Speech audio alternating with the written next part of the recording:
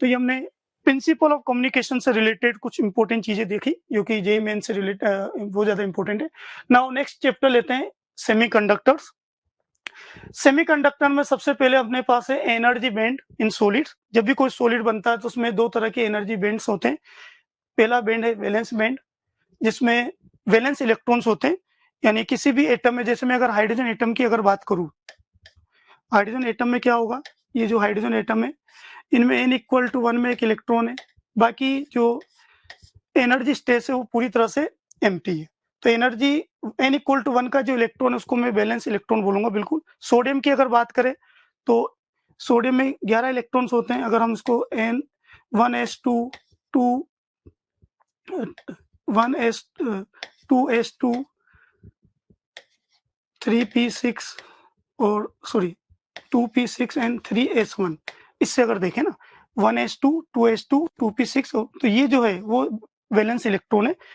और यहाँ पर एक और इलेक्ट्रॉन आ सकता है, इसलिए जो एनर्जी बैंड बनेगा वैलेंस इलेक्ट्रॉन के सुपर इम्पोज होने से उसको हम बोलेंगे वैलेंस बैंड।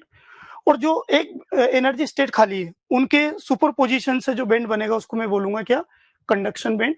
तो कंडक्शन बैंड या तो कंप्लीटली एम्प्टी होगा या पार्शियली फिल होगा, और जो वैलेंस बैंड है वो कंप्लीटली फिल होता है एंड पार्शियली एम्प्टी होता है ना। वैलेंस बैंड के जो इलेक्ट्रॉन्स है वो कभी भी सोर्स से एनर्जी गेन नहीं कर सकते, किसी तरह से करंट में कंट्रीब्यूशन नहीं करेंगे ना। एंड कंडक्शन बैंड्स के जो इलेक्ट्रॉन्स होते हैं उनको फ्री इलेक्ट्रॉन्स बोला जाता है। जब भी कभी हम सोर्स कनेक्ट करेंगे तो कंडक्शन बैंड्स के जो इलेक्ट्रॉन्स है वो करंट में कंट्रीब्यूशन करेंगे ना। इन दोनों बैंड के बिटवीन, जैसा ये डायग्राम में दिखा हुआ है, ये ऊपर वाला जो है कंडक्शन बैंड है और नीचे वाला जो बैंड है वो वैलेंस बैंड है। इन दोनों बैंड के बिटवीन जो एनर्जी गैप उसको बोला हमने फोरबिडन एनर्जी गैप।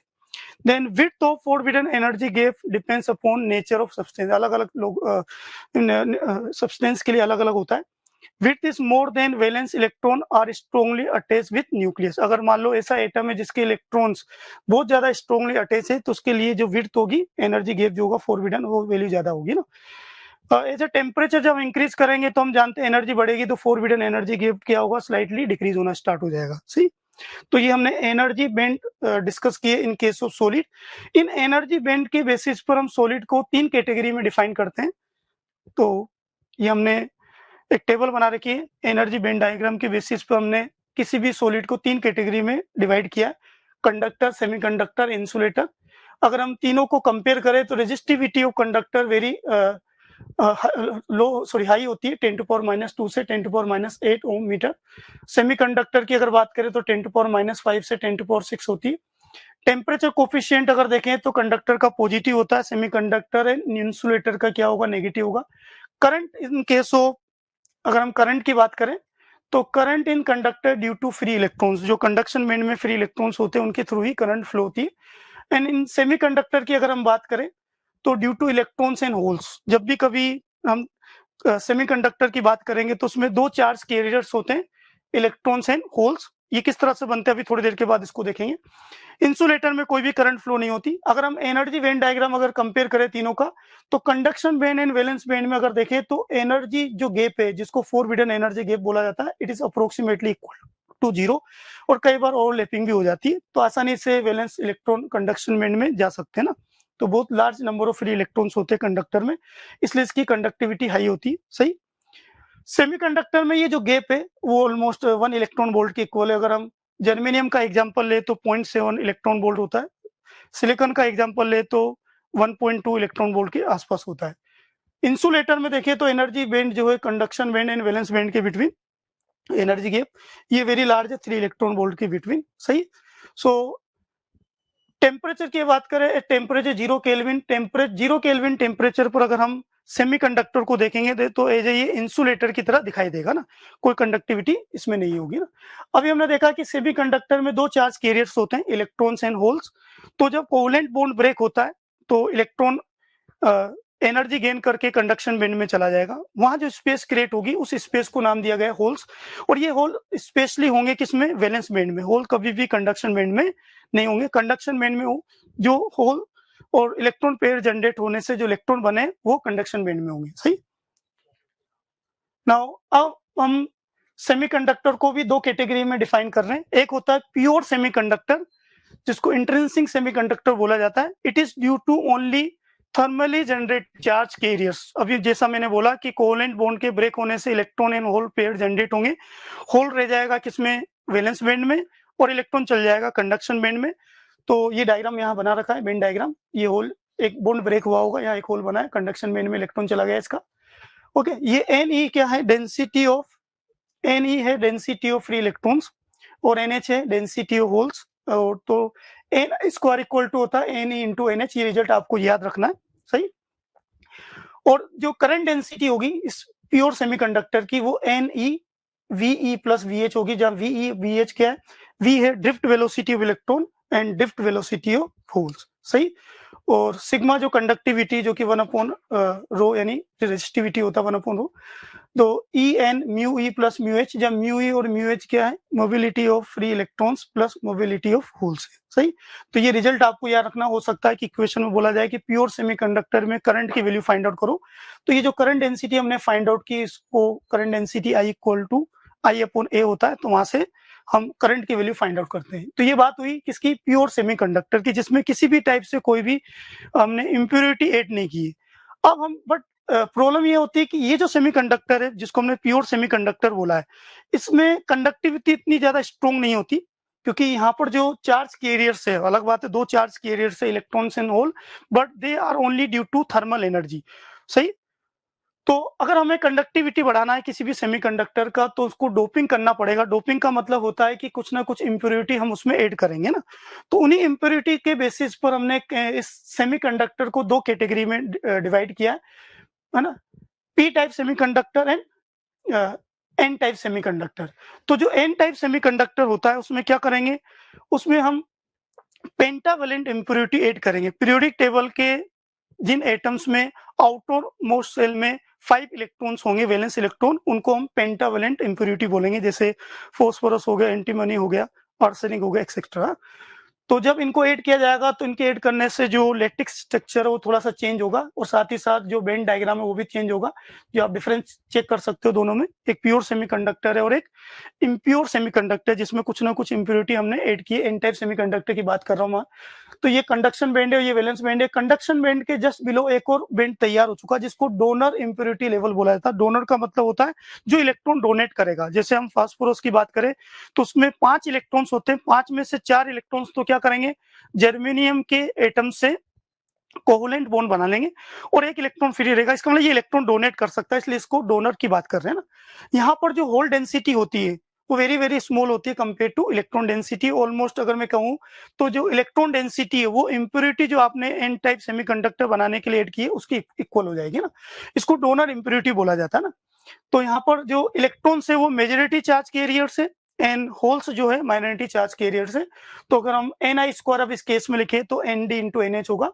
और जो करंट है वो ड्यू टू ओनली इलेक्ट्रॉन के कारण फ्लो होगी मोस्टली अगर देखा जाए। तो करंट डेंसिटी को मैं इस इक्वेशन में नेग्लेक्ट कर सकता हूँ, VH को। तो यहाँ से करंट डेंसिटी फाइंड आउट हो जाएगी। और सिग्मा इक्वल टू 1/ρ जो होता है वो अप्रोक्सीमेटली इसी इस इक्वेशन में हम क्या करते हैं, नेग्लेक्ट कर देते हैं होल के मोशंस को। तो म्यू एच को जब मैं नेग्लेक्ट करूंगा तो फाइनल ये रिजल्ट आएगा। और जो एन है डेंसिटी, वो ऑलमोस्ट इसके इक्वल है, डेंसिटी ऑफ फ्री इलेक्ट्रॉन्स के इक्वल है। तो ये डिफरेंस हो गया किसके अंदर, P type semiconductor and pure semiconductor के अंदर, सॉरी एन टाइप में।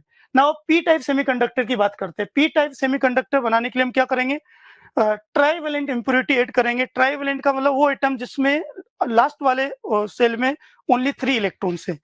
तो जो जर्मेनियम के एटम से उनके 4 एटम के साथ ये बॉन्ड बनाना स्टार्ट करेंगे, बट हम जानते हैं इसमें 3 इलेक्ट्रॉन्स है, तो ये एक इलेक्ट्रॉन एक्सेप्ट कर सकते हैं, यानी एक इलेक्ट्रॉन के लिए यहाँ पर एक वैकेंसी है जिसको हमने होल नाम दिया। तो ये होल यहाँ पर जो अगर हम बेन डायग्राम देखें दोनों का, तो ये कंडक्शन बैंड है, ये वैलेंस बैंड है। और वैलेंस बैंड के जस्ट वो अगर देखें तो एक एक्सेप्टर इम्प्योरिटी लेवल तैयार हो चुका है जो एक्सेप्ट करेगा इलेक्ट्रॉन्स को, सही।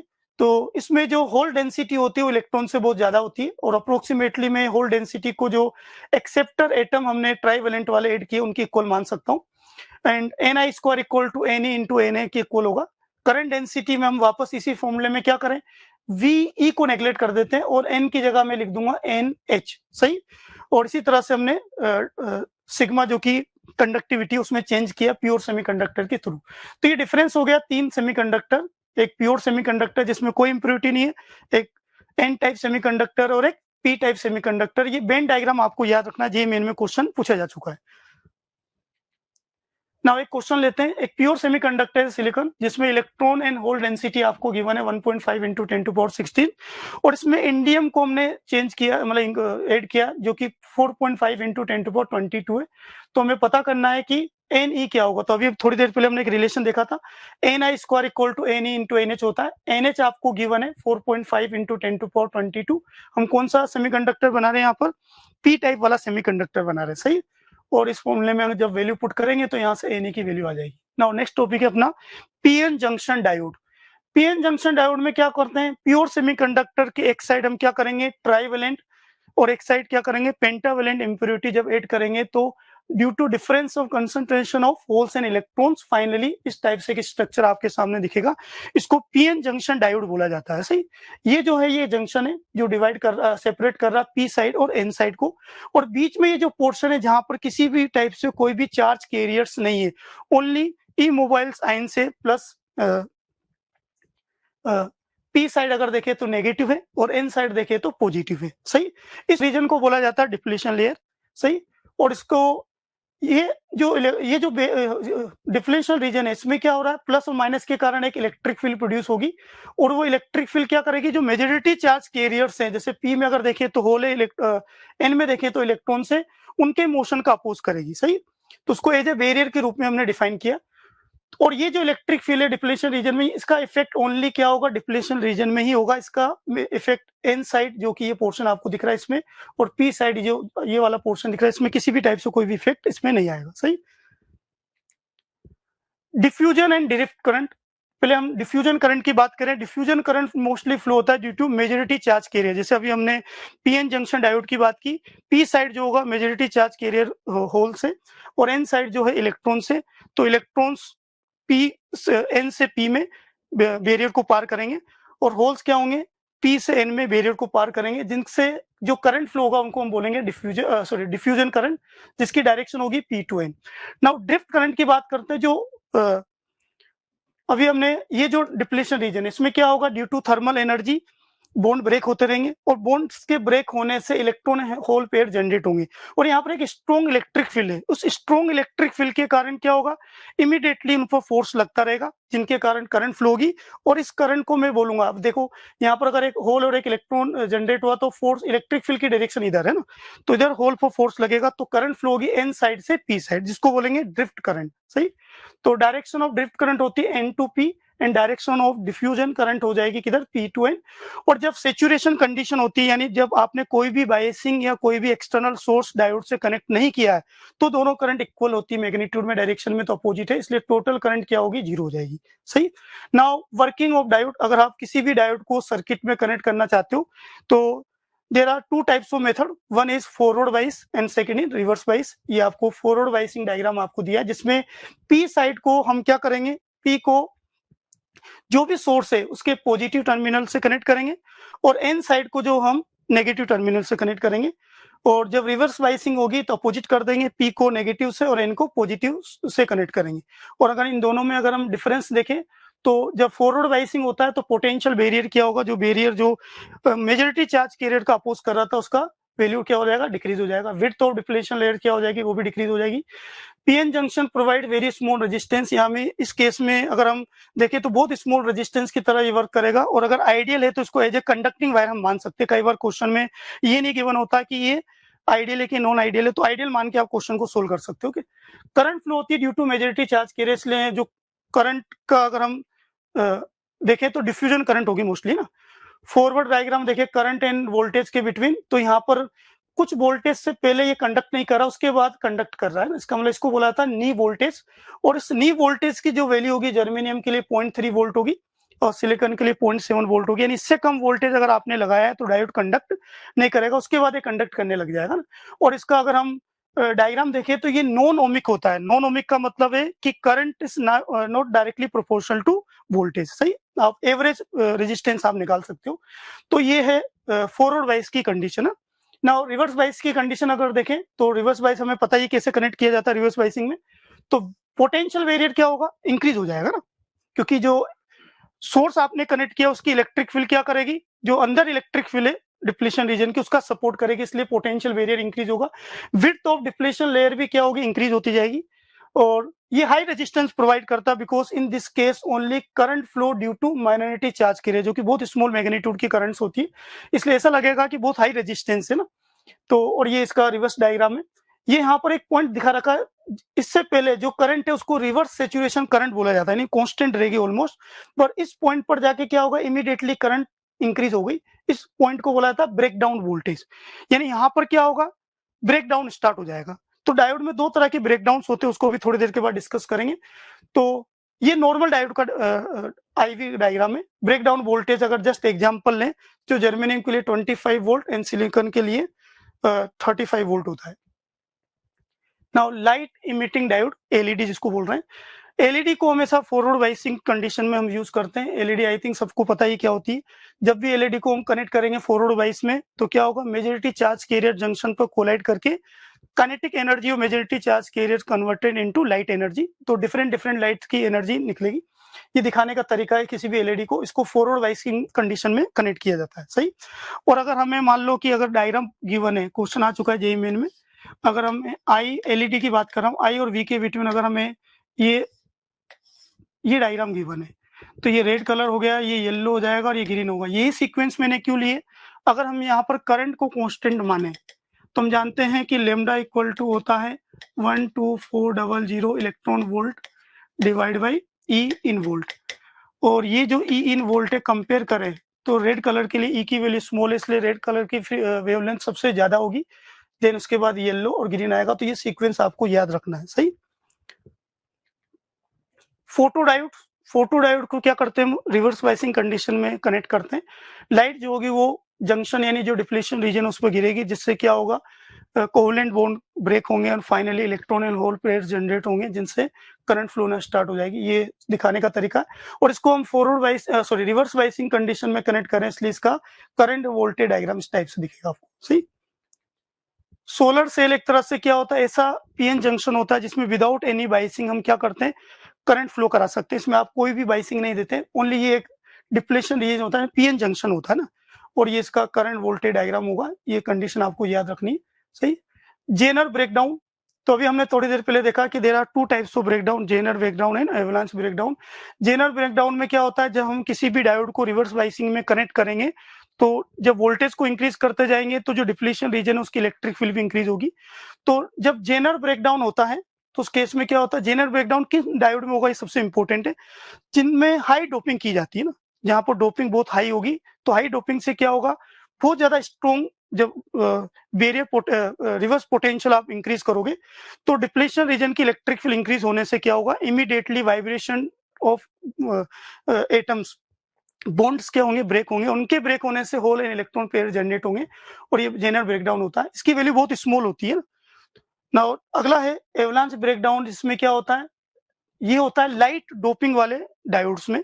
तो जो नॉर्मल डायोड्स होते हैं, अगर हमें पूछा जाए कि नॉर्मल डायोड्स में कौन सा ब्रेकडाउन होता है, तो मैं बोलूंगा एवलांच ब्रेकडाउन होता है, क्योंकि इसमें डोपिंग बहुत लो की जाती है, ताकि ब्रेकडाउन बहुत ज्यादा देर के बाद आए ना, क्योंकि हमें ब्रेकडाउन वोल्टेज लाना भी। नॉर्मल डायोड का मतलब है कि सिंपल, अगर आप उसको रिवर्स बाइसिंग में कनेक्ट कर रहे हो तो वो एक स्मॉल करंट फ्लो कराया ना, ब्रेकडाउन नहीं होना चाहिए इसमें ना। तो ये डिफरेंस हो गया in between avalanche breakdown and Zener breakdown.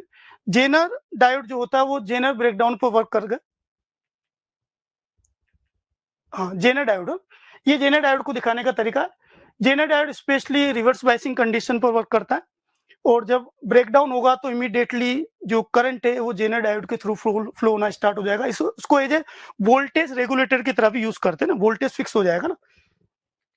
जैसे ही हमने सर्किट बना रखा, ये लोड रेजिस्टेंस है, यहाँ पर जब आप इनपुट दोगे तो जब तक ब्रेकडाउन नहीं हो रहा मान लो, तब तक एक स्मॉल मैग्नीट्यूड की करंट, जिसको रिवर्स सैचुरेशन करंट बोलते हैं, फ्लो होगी, और ज्यादा से ज्यादा करंट आरएल के थ्रू फ्लो होगी। पर जैसे ब्रेकडाउन की इक्वल वोल्टेज आएगा, या वोल्टेज फिक्स हो जाएगा और पूरी करंट डायोड से फ्लो होना स्टार्ट हो जाएगी ना, तो ये डैमेज होने से बच जाएगा ना। नाउ रेक्टिफायर जो है, अल्टरनेटिंग करंट को डीसी करंट में, ये अल्टरनेटिंग वोल्टेज को डीसी वोल्टेज में कन्वर्ट करता है, जिसमें दो तरह के रेक्टिफायर है। हाफ वेव रेक्टिफायर में हमने केवल एक डायोड यूज किया। जब पॉजिटिव साइकिल, अगर डायोड की सिचुएशन देखें तो पॉजिटिव साइकिल में ये डायोड जो होगा वो फॉरवर्ड वाइज कंडीशन में लगेगा, तो प्लस साइकिल को जाने देगा ना, पॉजिटिव साइकिल को, और जब रिवर्स बाइसिंग कंडीशन आएगी नेगेटिव साइकिल वाली, उसमें ये नेगेटिव साइकिल को रोक लेगा, क्लिप कर देगा मतलब। तो ये आउटपुट डायग्राम हो गया हाफ वेव रेक्टिफायर का। ना फुल वेव रेक्टिफायर में हम क्या करते हैं, दो डायोड यूज करते हैं, जैसे D1 D2 लगा रखा हमने। जब पॉजिटिव साइकिल होगी तो उस केस में क्या होगा, D1 फॉरवर्ड में और D2 क्या होगा, रिवर्स में होगा। और ये जो RL है इसके थ्रू करंट फ्लो होगी, तो ये आउटपुट आएगा यहाँ पर D1 फॉरवर्ड में, D2 रिवर्स में। और जब नेगेटिव साइकिल होगी तो क्या होगा, D1 रिवर्स में और D2 फॉरवर्ड बाइसिंग कंडीशन में आएगा। तो नेगेटिव साइकिल में भी जो करंट फ्लो हो रही है वो सेम डायरेक्शन में हो रही है, इसलिए हमने यहाँ पर ऐसा नहीं कि माइनस को माइनस ही बनाएगा, ये माइनस को प्लस हमने बनाया है, बिकॉज जो करंट है वो दोनों केस में, चाहे वो पॉजिटिव साइकिल हो चाहे नेगेटिव साइकिल हो, दोनों केस में करंट जो RL है उसमें सेम डायरेक्शन में आ रही है। सही। ये जो डायोड फुल वेव रेक्टिफायर अभी हमने बनाया, इसमें दो डायोड D1 D2 लगाए। सही। उसमें सेंटर टेप ट्रांसफार्मर का यूज किया जाता है जो ज्यादा कॉस्टली होता है। उसको बचने के लिए हम क्या करते हैं, ब्रिज रेक्टिफायर लगाते हैं ना, जिसमें हमने क्या किया, 4 डायोड लगा दिए D1 D2 D3। इसको इस तरह से अरेंज करते हैं कि फाइनली जब पॉजिटिव साइकिल होगी तो D1 और ये D4 वाला जो डायोड होगा वो फॉरवर्ड बाइस में होगा, और D2 D3 क्या होगा, रिवर्स में होगा। और जब साइकिल चेंज होगी तो D1 D4 क्या हो जाएगा, रिवर्स में, और D2 D3 हो जाएगा फॉरवर्ड बाइसिंग में। तो सेम वेव डायग्राम होगा जैसे हमने फुल वेव रेक्टिफायर में ऊपर देखा ना, जो बस सर्किट का डिफरेंस है, बाकी कैलकुलेशन बिल्कुल सेम है। नाउ एक क्वेश्चन लेते हैं, इसमें आपको एक डायोड गिवन है, नाम भी लिखा हुआ सिलिकॉन डायोड है, 200 ओम रेजिस्टेंस कनेक्टेड है और सप्लाई वोल्टेज है 3 वोल्ट। हमें फाइंड आउट करना है कि ये जो अमीटर लगा हुआ उसकी रीडिंग क्या होगी। तो अभी हमने बोला कि अगर कुछ भी नहीं बोला जाए तो आपको मान के चलना है कि डायोड क्या एक तरह से आइडियल डायोड है, और कंडीशन वाइज अगर देखें तो ये फॉरवर्ड बाइसिंग में कनेक्टेड है, तो एज ए लो रेजिस्टेंस की तरह वर्क करेगा। पर यहाँ पर एक चीज लिखा हुआ सिलिकॉन का मतलब हो गया कि इसका नी वोल्टेज जो होता है हम जानते हैं 0.7 वोल्ट होता है, तो यहाँ पर पोटेंशियल ड्रॉप आएगा यहाँ पर 0.7। तो केवीएल अगर लगाएं सिंपल, लो से आई 3 वोल्ट, तो ये कंडीशन बनेगी 3 माइनस 0.7। सिलिकॉन का इसलिए 0.7 लिया, जर्मेनियम का होता तो 0.3 वोल्ट लेते। और फिर एक सिंपल सर्किट उसको सोल्व करके हमने करंट फाइंड आउट किया ना। इस क्वेश्चन को जब JEE मेन में आया था क्वेश्चन, तो बहुत सारे स्टूडेंट ने मिस्टेक की, उसको आइडियल डायोड मानते हुए सोल्व किया था, तो ये गलती आप आगे नहीं करें। सिलिकॉन है तो 0.7 याद रखना, जर्मेनियम है तो 0.3। सही। और कुछ भी नहीं दिया जाए तो हम मान के चलेंगे कि वो आइडियल डायोड है। एक और क्वेश्चन लेते हैं, ये जेनर डायोड से रिलेटेड क्वेश्चन है। आपको पता करना है कि करंट थ्रू जेनर डायोड क्या होगी। तो इसमें सबसे पहले आपको ये मान के चलना है कि ये डायोड क्या है, ब्रेकडाउन वोल्टेज पर वर्क कर रहा है ना।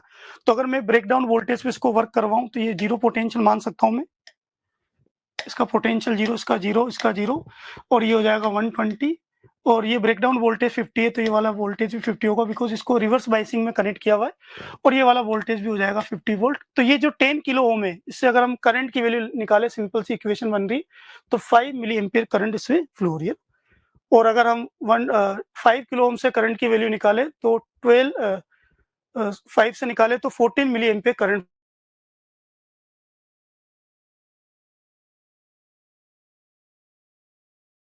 डायोड से करंट की वैल्यू फाइंड आउट करें तो ये 9 मिली एम्पियर की इक्वल आ जाएगी। सही। अगर हम थोड़ा सा इसमें चेंज कर दें, इसको मैं 10 किलो ओम ले लूं, हो सकता है कि अगर मान लो, ये कंडीशन में बता रहा हूँ, अगर मान लो इसमें होती 5 मिली एम्पियर करंट होती कैलकुलेशन से, और इसमें होती 14 milli ampere current after breakdown की बात कर रहे हैं हम, अगर मान लो ब्रेकडाउन हो रहा है और कैलकुलेशन की है अपने, जैसे हमने अभी मैंने बताया, यहाँ कैलकुलेशन से